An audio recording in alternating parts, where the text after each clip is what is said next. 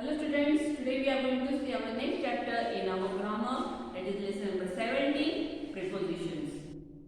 Okay? पहले हम लोग कुछ sentences देखेंगे और फिर आपको बताती हूँ कि prepositions क्या होते हैं. ठीक है? The bag is on the table. Okay? Bag कहाँ पर है? Table पर.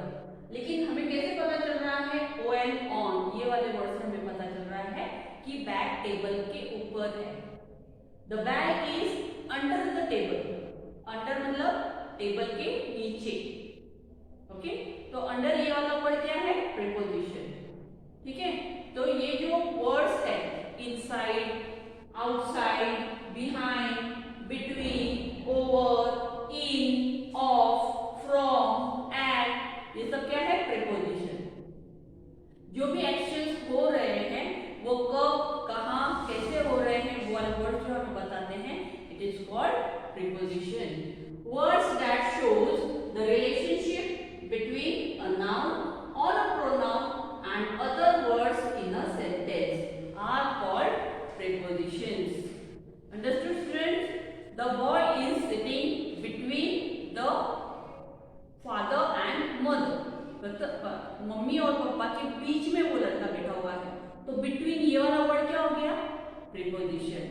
Inside preposition, outside preposition, up down, मतलब ये जो रिलेशन है वो वाली चीज कहाँ पर हो रही है, जो वो वाला वर्ड दिखाता है उसे हम लोग प्रीपोजिशन बोलते हैं. तो चलो बच्चों, अब हम लोग एक्सरसाइज में देखते हैं.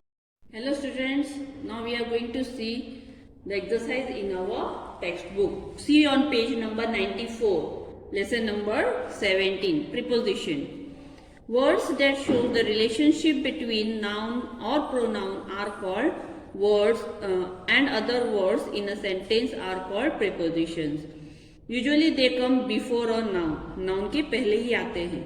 Example: in, of, from, at, with, in front of, under, behind, between, over, on, near, beside. Okay, in front of मतलब किसी भी चीज के सामने, अंडर मतलब किसी चीज के नीचे, बिहाइंड मतलब किसी भी चीज के पीछे, बिटवीन दो चीजों के बीच में, ओवर किसी भी चीज के ऊपर, ऑन भी ऊपर, नियर नजदीक किसी भी चीज के नजदीक, बिसाइड मतलब उसके बाजू में.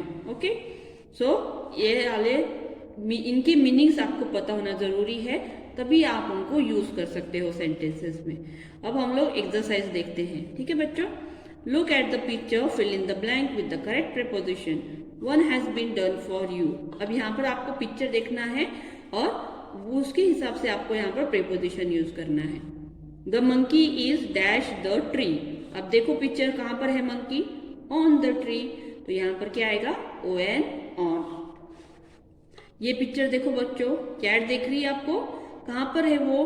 टेबल के नीचे, तो क्या लिखोगे आप? The cat is sleeping under the table. है ना बच्चों? ये देखो यहाँ पर पॉट है और उसके बाजू में क्या रखा हुआ है? ग्लास. तो उसके बाजू में है ना, तो आप क्या लिखोगे? beside. Yes, the glass is beside the pot. Okay, now see the page number 95. Page number 95 पर देखो, the man is standing dash the gate. Gate के कहाँ पर खड़ा है मैन? बोलो तो. yes, पीछे है ना, तो क्या लिखोगे उसको इंग्लिश में आप? behind. The apple is dash the bowl. Apple कहाँ पर है? बाउल के बाजू में है, नीचे है, या ऊपर है, या अंदर है? यस, अंदर है, तो उसे क्या बोलोगे आप? IN, in, है ना. The apple is in the bowl. The goat is jumping over the fence.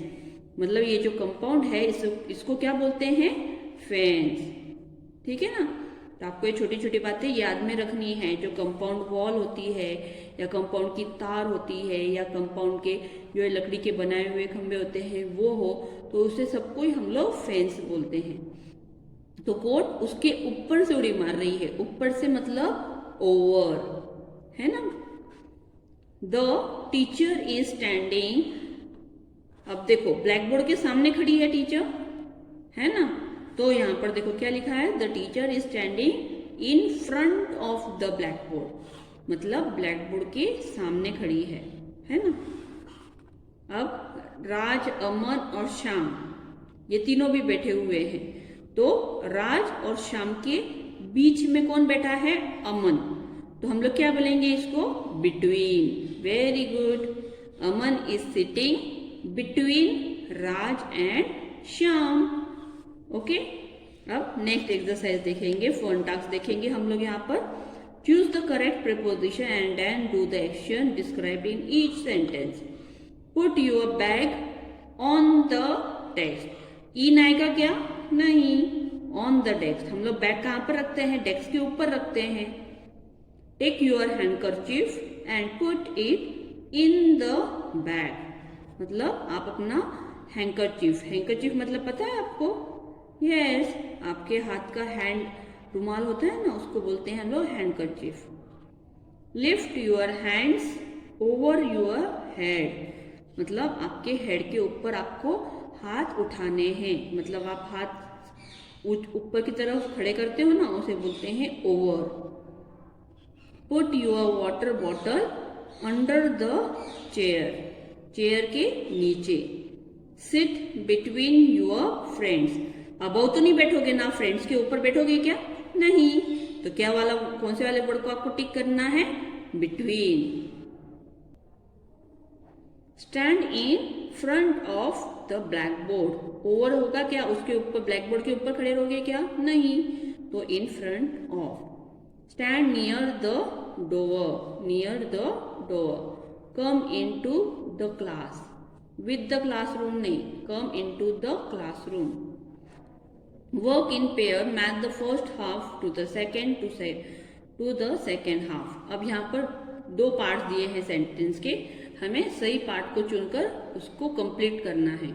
The girls are dancing around the fire, कहाँ पर डांस कर रहे हैं girls, around the fire. I usually go to school with my friend. The bucket fell into the well. Put all your papers in the file.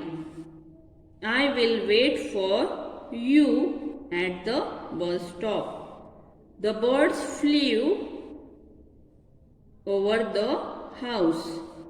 I bought this gift for my friend. The mat is under the table.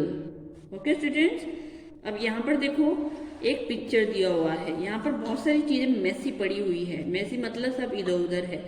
अब आपको यहाँ पर कुछ sentence दिए हैं, तो ये picture देखकर हमें वहां पर प्रीपोजिशंस यूज करके सेंटेंस कंप्लीट करने हैं।